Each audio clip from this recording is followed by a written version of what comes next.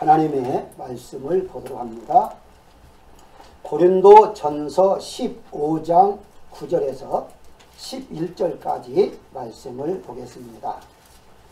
하나님의 말씀은 고린도 전서 15장 9절부터 봅니다. 나는 사도 중에 가장 작은 자라. 나는 하나님의 교회를 박해하였으므로 사도라 칭함받기를 감당하지 못할 자니라.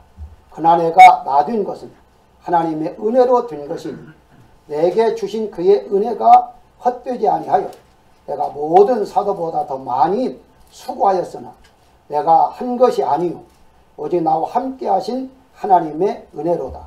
그러므로 나나 그들이나 이같이 전파하며 너희도 이같이 믿었느니라. 아멘. 바울은 고린도 후서 9장 8절에서 넘치는 은혜를 말합니다. 12장 9절에서는 족한 은혜를 말하고 있는데 오늘 본문의 10절에서는 내가 나된 것은 하나님의 은혜라 라고 고백하고 있습니다. 이런 고백을 하는 것은 내가 현재 존재하는 것은 하나님의 은혜, 즉 오직 은혜라는 것을 깨달았기 때문에 이런 고백을 할 수 있다라고 말씀을 들을 수가 있는데요. 종교개혁자 루터가 오직 성경, 오직 믿음, 오직 은혜라는 그것을 주장하므로 개혁자들이 신앙의 기본으로 삼아 오늘날 우리 개혁의 교회들이 만들어진 것을 볼 수가 있습니다. 자, 그러다 보니까 많은 우리 이제 개혁교회들이 믿음을 많이 강조했고 성경을 많이 강조했는데 똑같이 강조한 은혜는 그저 강조를 많이 하지 않고 있는 것을 볼 수 있어요. 즉 은혜대로 살아라 이렇게 정도는 하고, 그러나 믿음이라든가 성경은 엄청나게 많이 강조했다는 사실인데요. 사실은 이 세 가지가 다 중요합니다. 그러다 보니까 종교개혁자들이 이걸 주장을 했지만 이 중에서 정말 더 중요한 것이 무엇이냐라고 말하라고 한다면 은혜다 이렇게 말씀을 드릴 수가 있는데요. 그래서 오늘은 이 하나님의 은혜가 어떤 것을 어떻게 우리에게 영향을 미치는가 라는 것에 대해서 한번 은혜를 나누고자 하는데요. 바울은 고린도후서 9장 8절에 이렇게 말합니다. 하나님이 능히 모든 은혜를 너에게 넘치게 하시나니 라고 말하므로 모든 은혜가 우리에게 하나님께서 주시고 있다. 이걸 깨닫고 살아야 한다. 이런 말이거든요. 자, 그렇다면 가장 먼저 우리가 생각할 것은 오직 은혜란 무엇인가를 알아야 한다는 것입니다. 오직 은혜, 오직 은혜. 이 종교개혁자들이 주장했던 오직 믿음, 오직 성경 다른 거 많이 하는데 그러면 오직 은혜는 무엇인가도 우리가 알아야 한다는 것이죠. 그래서 오늘 본문에 10절에 보면 나된 것은 하나님의 은혜로 된 것이니 라고 바울은 말합니다. 자, 9절에 보게 되면 사도 중에 가장 작은 자라 라고 말하는 것은 자신이 사도가 된 것이 하나님의 은혜라 하는 의미로 말하죠. 그러나 이것만 있는 게 아닙니다. 9절에 다시 한번 보면 사도라 칭함받기를 감당하지 못할 자라는 말 속에는 겸손함의 표현이 들어있습니다. 무슨 말입니까? 바울은 정말 사도가 될 수 없지만 하나님이 사도로 삼아 주셨는데 그 사도다운 사도로 살았습니다. 사실은 성경에 보게 되면 작은 자라 혹은 교수, 두목이라, 죄인 중에 두목이라 이런 표현들을 봤을 때, 그리고 12명의 사도들을 봤을 때에 가장 많이 일을 많이 한 사람이에요. 그런데도 이런 표현을 했다는 말은 무엇을 의미하느냐? 단지 사도라는 직분을 주신 것에 대한 그런 말을 의미하지 아니하고 자기가 인격적으로 바꿔졌다 하는 그 자체, 그걸 지금 말하고 있는 것을 볼 수가 있어요. 한마디로 겸손한 표현을 한 것뿐이다. 이런 것들이 하나님 은혜다. 따라서 바울처럼 깨달은 사람만이 바로 개혁자들이 친 오직 은혜라 라는 말을 우리가 할 수가 있다는 것이죠. 자, 그럼 은혜란 무엇인가? 여러 가지 있지만 성경적으로 하나만 말씀드린다면 성경에서 문자적으로 해석하면 자비, 사랑, 동정, 불쌍함 이런 것들이에요. 자, 그런데 근본적으로 말을 한다면 예수님께서, 즉 그리스도께서 이 땅에 오셔서 우리를 구속해 주신 은혜, 이게 바로 가장 큰 은혜다, 이렇게 말씀을 드릴 수가 있습니다. 따라서 은혜란 무엇인가? 나의 모든 죄를 사함받았다 하는 것 자체, 이것을 은혜라 말을 하죠. 자, 예수님을 하나님께 이 땅에 보내주셔서 인간의 모든 죄 대속, 구속이라고 그러죠. 대속해 주신 그 자체의 가장 큰 은혜가 그 은혜 외에 없다라고 말씀을 드릴 수가 있는데요. 로마서 3장 23절에 보게 되면 모든 사람의 죄를 범하였음에 하나님의 영광에 이르지 못하더니 그리스도 예수 안에 있는 속량으로, 속죄입니다. 속량으로 말미암아 하나님의 은혜로 값없이 의롭다 하심을 얻었다라고 말하고 있습니다. 한마디로 하나님의 은혜로 말미암아 우리가 죄사함을 받아 영원한 천국으로 갈 수가 있었다라고 말을 해요. 자, 여기에서 값없다는 말씀을 우리가 주목을 해야 됩니다. 이 값없다 하니까 가치가 없다, 혹은 싸다, 거저다, 공짜다, 이런 개념으로 알고 있어요. 물론 틀린 말은 아니에요. 그런데 이 값없다, 값없이라는 말은 우리 편에서 어떤 값을 지불하지 않았다는 의미지, 정말 은혜 자체가 싸구려하다 하는 의미가 절대 아니다는 거예요. 왜냐하면 하나님의 은혜를 값으로 따질 수가 없기 때문에, 사실은 정확하게 번역하면 값으로 다 해할 수가 없는 은혜다 라고 말을 해야 하는데, 이걸 이제 값없이 하다 보니까 우리는 아무것도 이제 하나님께 드린 것이 없이 우리가 죄사함 받았으니까 이 은혜는 그저 참 귀하다라고 생각하지를 못하는 사람들이 많이 있다는 사실을 볼 수가 있어요. 아닙니다. 예수님께서는 누구십니까? 하나님이시잖아요. 하나님이 단 한 생명, 하나밖에 없는 생명을 우리를 위해서 이렇게 십자가에서 돌아가셨어요. 한마디로 예수님의 생명을 우리를 위해서 사셨다는 거예요. 생명을 주셨다는 거예요. 예, 사도행전 20장 28절에 보게 되면 하나님이 자기 피로 사신 교회를 치게 하셨다라고 말을 하고, 요한계시록 5장 9절에 보게 되면 일찍 죽음을 당하사 각 사람들을 피로 사서 하나님께 드리셨다라고 말합니다. 다시 말씀드리면 은혜라는 것은 공짜로 우리에게 주신 게 아니다는 거예요. 내가 공짜로 받은 것 뿐이지 그 대가를 다 예수님이 치르신 거예요.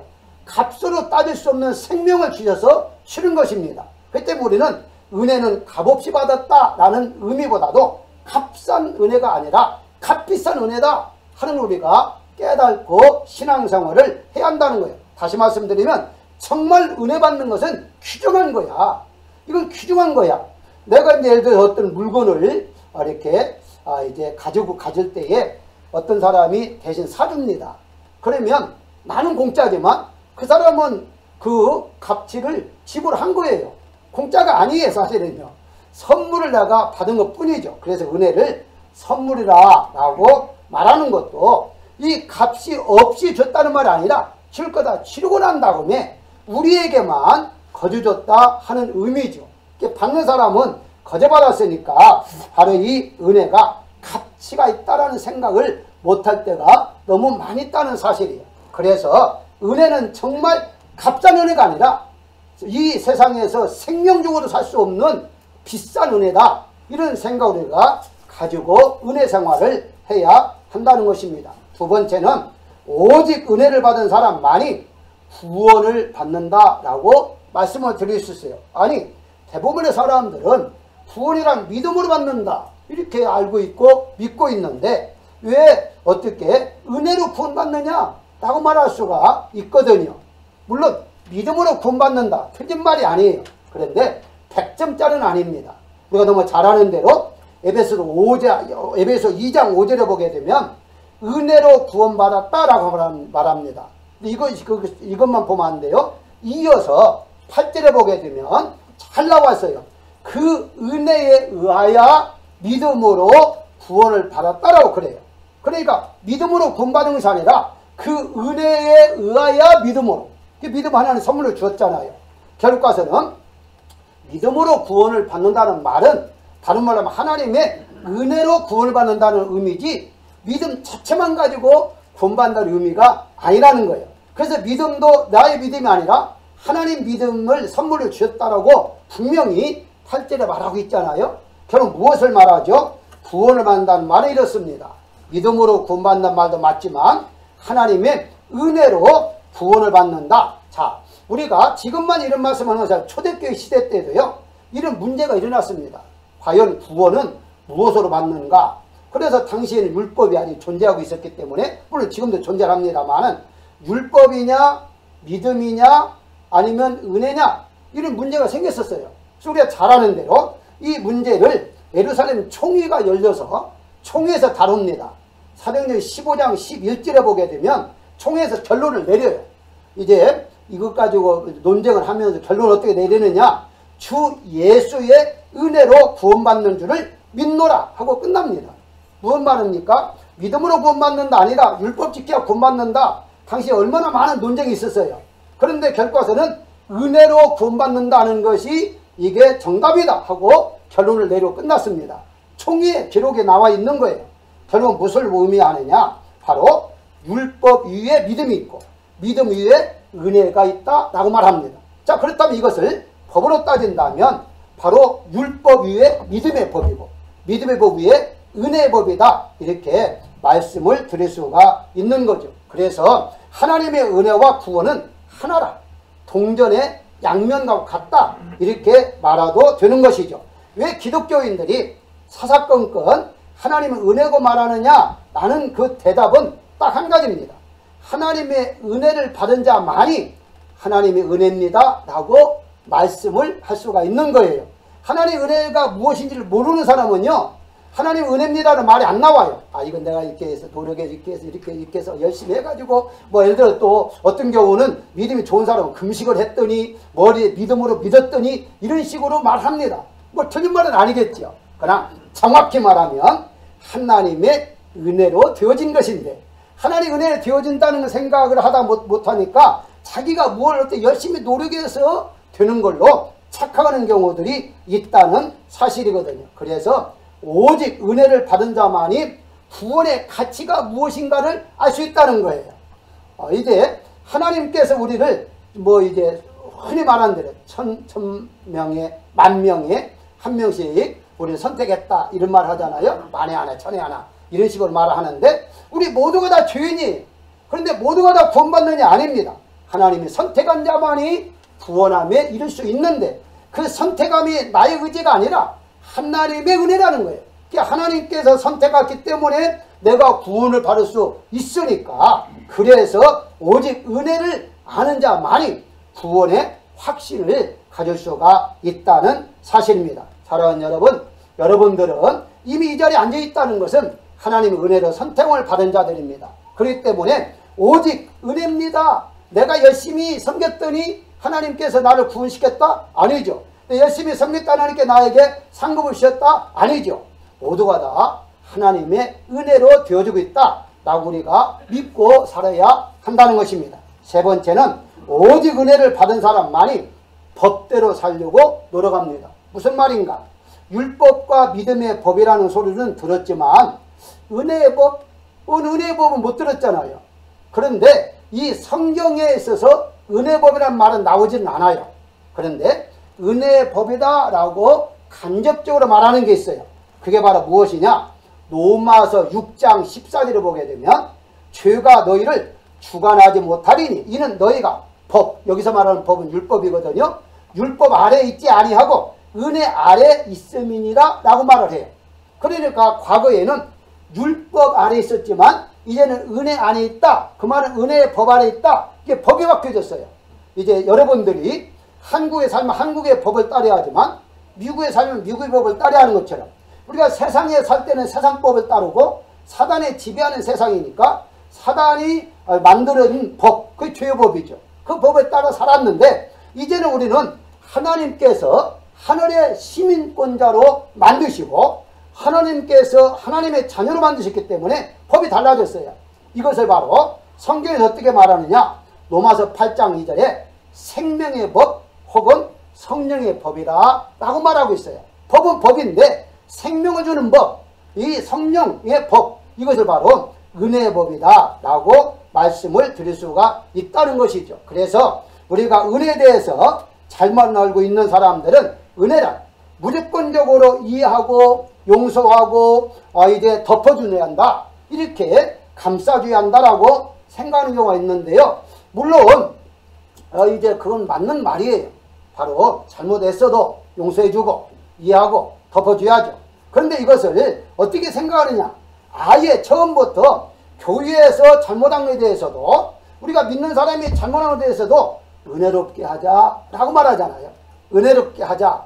은혜롭게 하자는 말은 무슨 말입니까? 법을, 은혜의 법이 있는데 은혜의 법을 지킬 때 은혜롭게 하는 것이지, 은혜의 법을 지키지 아니하면서도 우리가 은혜롭게 하자? 결국은 무슨 말입니까? 죄를 범했어도 덮어주자? 이런 말이 되잖아요. 이건 성경이 아니에요. 우리가 잘못 알고 있는 것은 그저 모두가 다 은혜, 죄를 범해서 하나님의 사랑으로 다 덮어주시고 감싸주시고, 아니 그것은 하나님의 의지에 달려있는 것이지, 하나님의 뜻에 달려있는 것이지, 내가 그렇게 생각하면서 내가 죄를 범해도 덮어줄 거야 이렇게 생각하면 안 된다는 거예요. 죄송합니다만은 한국에 지금 문제들이 많이 있지 않습니까? 그런데 이제 어떤 특정한 사람을 제가 말하는 건 아니에요. 이제 죄를 범해가지고 교도소에 들어갔는데요. 전화를 하는 것을 이렇게 녹화한 것을 틀어주는 것을 제가 들었는데요. 이 지금 분명히 죄를, 사기죄로 들어가서 있는데 어떻게 말하는 줄 아십니까? 하나님의 은혜로 이 내가 죄를 범했어도 사함받게 할 것이니까 너는 걱정하지 말아라. 물론 맞아요. 그런데 중요한 건 뭡니까? 죄의 인식을 못하고 있다는 거예요. 하나님의 인도하심 따는 자기는 사업을 했다는 거예요. 아니 그 사업이 사기친 사업입니까? 사기치는 사업도 하나님의 인도하심에 따라 했다는 거예요. 말이 안 되잖아요. 우리가 은혜라는 그 생각만 하니까 모든 거 다 용서, 모든 거 다 감싸 이렇게 생각하니까 그저 죄를 범해서 은혜롭게 지내자. 아니, 은혜의 법이 있습니다. 분명하게. 은혜의 법대로가 살 때에 하나님의 은혜가 더 풍성해지는 것이지, 죄를 범하면서도 다 은혜다 이렇게 한다는 것은 성경적도 아니고 은혜의 법도 아니라는 사실. 만약에 우리가 정말 죄를 범했어도 자 은혜롭다라고 그렇게 한마디 하면 끝난다고 한다면 예수 믿 땅에 올 필요가 없습니다. 왜냐하면 그냥 은혜로 하면 끝나잖아요.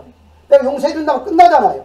예수님이 이 땅에 오셨으니까 우리의 죄를 은혜라고 끝날 일이 아니다는 거예요. 그래서 우리의 죄를 대신해 예수님께서 십자가에 돌아가심으로 말미암아 값을 치르고 난 다음에서 바로 은혜로 우리 모든 죄가 사함을 받았다는 사실인 것입니다. 우리 기독교인들이 정말 안타까운 것이 제가 자주 언급합니다만은 답답해서 말하는 것이니까 여러분 이해를 하시기를 바랍니다. 얼마 전에도요, 이제 자살한 분이 계셨는데 신문에 어떻게 나온 줄 아십니까? 평소에 독실한 크리스찬이었다라고 나와요. 정말 평소에 그렇게 믿음이 좋은 사람이 과연 자살할까요? 자살할 수가 없죠. 제 신앙과는 그래요. 자살한다는 것은 그건 성경적이 아니거든요. 제 신앙과는. 그런데 독실한 신자였다는 거예요. 뭘 의미하죠? 하나님의 은혜라는 것을 잘못 이해하고 있다는 거예요. 우리가 하나님의 은혜를 받으면 받을수록 은혜의 법에 따라 살아가야 한다는 거예요. 은혜의 법에 따라 사는 사람만이 오직 은혜입니다 라고 말씀을 드릴 수가 있는 거예요. 죄를 범하고도 하나님 은혜입니다 이런 말을 절대 할 수가 없다는 거예요. 죄를 범하면 그 말은 대가를 우리가 반드시 받아야 한다는 거예요. 벌을 받아야 한다는 것. 그게 바로 성경이라는 사실이에요. 자, 한번 볼까요? 예를 한번 들어보겠습니다. 우리가 잘 아는 대로 나아만 장군이라는 사람이 있잖아요. 이제 그 나아만 장군이 소위 말하는 문둥병, 지금은 나병이라고 하는데요. 나병에 걸려가지고 이제 이렇게 해서 엘리사에게 찾아와서 어쨌든 치료를 받았어요. 받으니까 너무 기쁘잖아요. 그래서 예물을 가지고 가져갑니다. 엘리사가 예물 받지 않겠다. 이유가 뭐냐? 라고 했을 때 하나님의 은혜로 치료받은 것이다 하는 거였죠. 자, 그러니까 이 열왕기하 5장 17절에 보게 되면 자, 이제 예물을 좀 주면 마음이 이제 편할 텐데 예물을 안 받으니까 이 나아만이 어떤 고백을 하느냐 하면 여러분들이 집에 읽어보시면 쭉 나와요.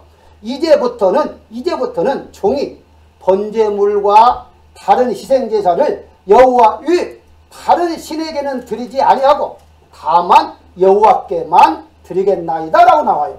뭘 말하죠? 나아만이 그냥 이방이었지만 그 병을 고침받고 그냥 끝난 게 아니에요. 예물 드리고 그냥 끝난 게 아니에요. 그 다음에 나는 오직 여호와 하나님만 섬기겠다 라고 다짐을 합니다. 뭘 말하죠? 은혜를 받고 예물로 드리고 끝나는 것이 아니라 이게 은혜구나 끝난 게 아니라 바로 이 나아만은 하나님의 말씀대로 하나님만 섬기겠다 다짐하고 그렇게 살았다는 거. 이게 바로 은혜를 받은 자요 은혜의 법대로 사는 자다 라고 말씀을 드릴 수가 있습니다. 그래서 여러분들은 어떤 일이 있어서 은혜 받았습니다 라고 할 때는 은혜 받은 만큼 사셔야 됩니다. 그렇다 해서 또 못 살으니까 나 은혜 못 받았다고는 안 되겠죠. 은혜를 받았다는 의미는 무엇이냐? 그만큼 은혜 안에 살아가는 것을 의미하고 있기 때문에 입술이 다르고 행동이 다르서는 절대 안 된다는 사실이에요. 안타까운 것은 오늘 기독교인들이 은혜를 너무 많이 받았어요. 입만 열면 은혜 받았다 그래요. 근데 행동을 보면 은혜 받은 사람이 아닌 것을 우리가 종종 볼 수가 있어요. 왜 그럴까요? 은혜라는 것 자체가 과연 무엇인가 잘 모르기 때문이거든요. 마지막 한 가지만 더 소개한다면 오직 은혜를 받은 사람만이 감사할 줄 안다라고 말씀을 드릴 수가 있는데요. 흔히 여러분들이 아는 대로 은혜의 단어가 이미 잘 알잖아요. 헬라 말로는 카리스라고 그래요. 은혜라는 말을 카리스. 그런데 라틴어로 말한다면 그라시아라고 그럽니다. 이 그라시아 하니까 조금 생각나는 게 있잖아요. 여기 살으니까 여러분들이 여기 멕시코 애들이 말하면 땡큐 할 때 어떻게 해요? 그라시아 그렇게 하잖아요. 그라시아스. 그라시아가 바로 은혜인데 거기다 S 하나 붙이면 그라시아스가 감사라는 뜻이에요. 그러니까 결국 무엇이냐? 이 은혜라는 속에는 감사라는 말이 분명히 들어가는 거죠. 그래서 우리가 인사할 때 그라시아스, 그라시아스 이렇게 말하는 거지. 그 라틴어에서 이제 나온 말인데요. 자, 어쨌든 우리가 은혜와 감사는 한 가족이다. 이렇게 말씀을 드릴 수가 있어요. 자, 그렇다면 은혜를 받았다라고 한다면 입술에서 무슨 말도 나와야죠? 감사합니다. 라도 말이 나와야 한다는 거죠. 근데 은혜는 많이 받았다고 하면서 입만 열면 불평하고 입만 열면 불만하고 입만 열면 뭐 짜증스럽고 이외에는 은혜를 받은 것이 아니다는 거예요.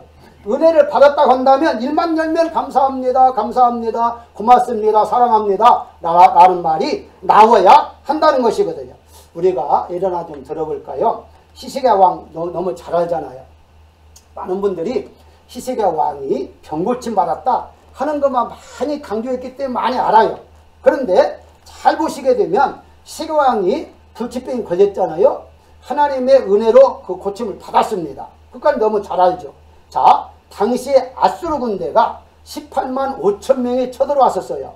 심지어 도저히 이길 수가 없으니까 보낸 편지를 성전 안에 내놓고서 기도까지 한 히스기야 왕이에요. 뭘 말하죠? 자기의 병과 적군을 물리치는데 믿음이 있었다는 거예요. 믿음으로 기도했다는 거예요. 그 정도 받았잖아요. 적군도 다 물리쳤어요. 그리고 병도 나았어요. 그러니까 주변에 왕들이 축하를 합니다. 그 중에 바벨론 나라에서 사신이 와요. 축하 사절단이 와요. 와가지고 어떻게 이런 기적이 일어났습니까? 라고 물었어요. 그때의 첫 번 대답이 히스기야 왕이 어떤 대답이 나와야 할까요?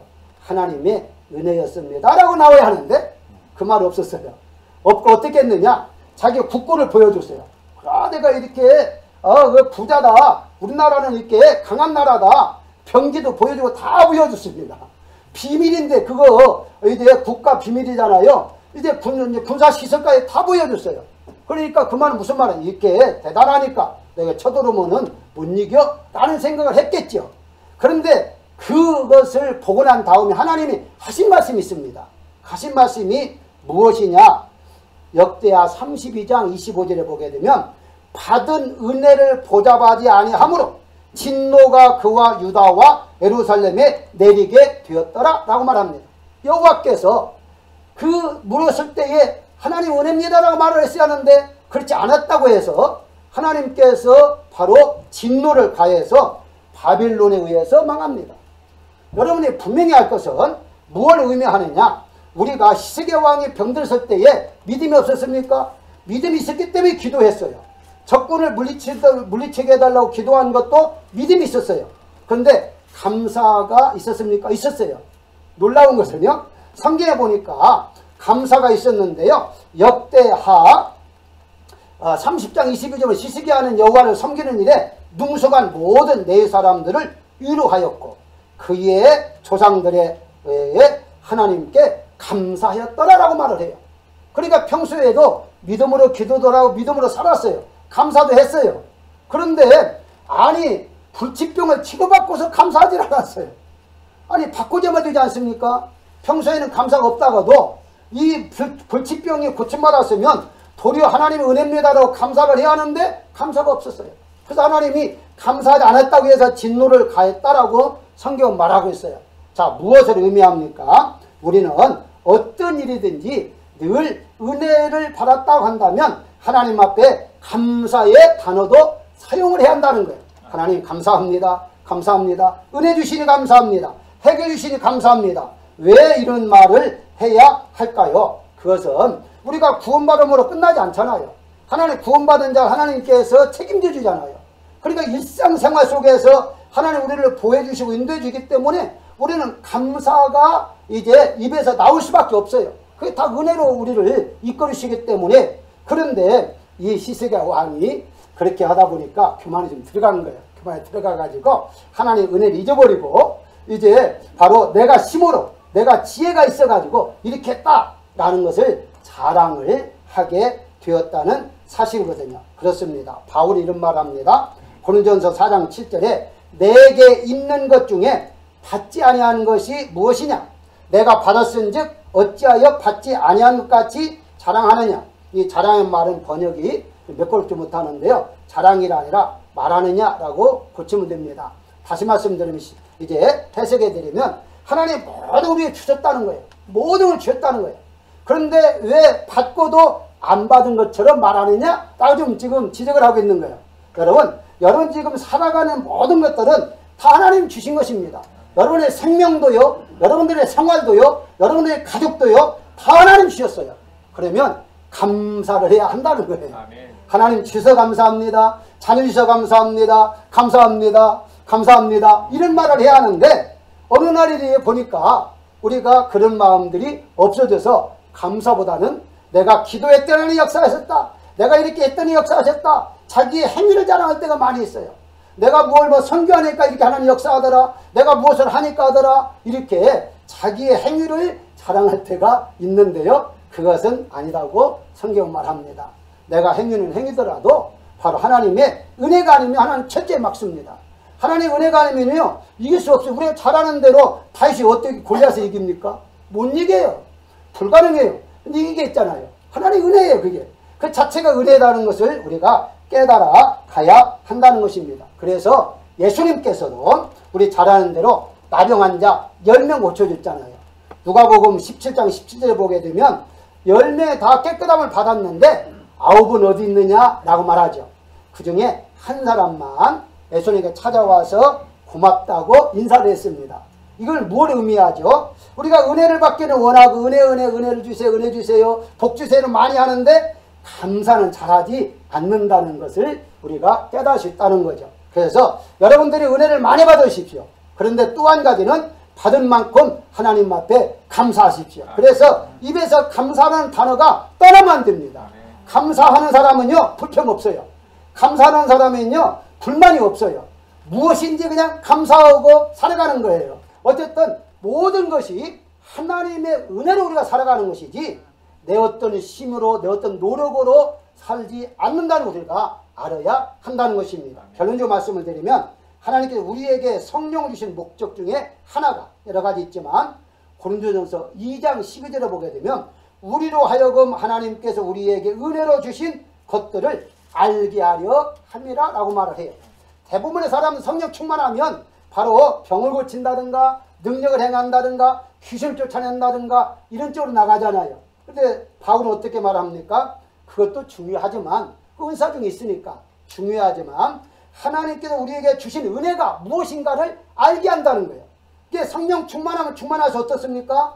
성령 충만할수록 하나님의 은혜의 깊은 세계를 깨닫게 된다는 거죠. 그러다 보니까 큰 것도 하나님 은혜입니다.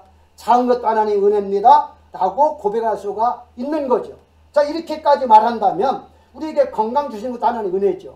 근데 우리가 몸이 불편한 것도 사실은 하나님의 은혜라고 생각을 해봐야 됩니다. 왜냐하면 고쳐줄 것이니까, 건강히 할 것이니까. 그리고 그런 걸 통해서 깨달아가잖아요. 어떤 사람은 그런 걸 통해서 더 깊은 세계 속으로, 영의 세계로 들어가잖아요. 기도하지 않던 사람은 기도도 하잖아요. 그렇기 때문에 모든 게 돌이켜보면 하나님의 은혜라라고 말씀을 드릴 수가 있는 것입니다. 고린도후서 4장 15절에 보게 되면요, 이렇게 말을 해요. 많은 사람의 감사로 말미암아 은혜가 더하여 넘쳐서 하나님께 영광을 돌리게 함이라 라고 말을 해요. 아멘. 무슨 말입니까? 감사가 많을수록 은혜가 넘치는 것이고, 반대로 은혜를 많이 받으면 받을수록 감사가 넘친다는 거예요. 이게 결과서는 무엇이냐? 이제 말씀을 요약을 하게 되면 오직 은혜로는 살아간다. 누가 무슨 말해도 은혜입니다. 끝나는 거예요. 다른 말이 필요 없어요. 어떻게 지냅니까? 은혜입니다. 끝나는 거예요. 물론 그 말만 하고 끝나는 말은 아니에요. 제 얘기는 중심을 그렇게 가지고 있어야 한다는 거죠. 내가 사업에 성공해도 하나님 은혜입니다 라고 해야지, 이번에 이렇게 해서 뭐 지혜를 가지고 이렇게 했더니 뭐 돈을 벌었다. 물론 맞죠. 그런데 우리 기독교인들은 하나님의 은혜입니다. 오직 은혜로 삽니다. 은혜로 합니다 라고 우리가 고백을 해야 한다는 것입니다. 그래서 우리가 고린도후서 4장 15절에 감사가 넘치는 말 위에 보게 되면 읽어보면 이런 말이 나와요. 우겨쌈을 당하여도, 답답함을 당하여도, 박해를 당하여도, 거꾸림을 당하여도 쭉 말하다가 감사가 넘치면 은혜가 넘친다는 말로 결론을 바울은 내리고 있어요. 다시 말씀드리면 좋을 때만 감사가 아니라 어려워도 힘들어도 고달프도 아프도 항상 하나님 앞에 감사할 때에 오직 하나님의 은혜입니다라는 고백이 나올 수 있다는 것이죠. 사랑하는 여러분, 이번 한 주간 동안도 오직 은혜로 사시는 여러분 되시기를 주의 이름으로 축원합니다.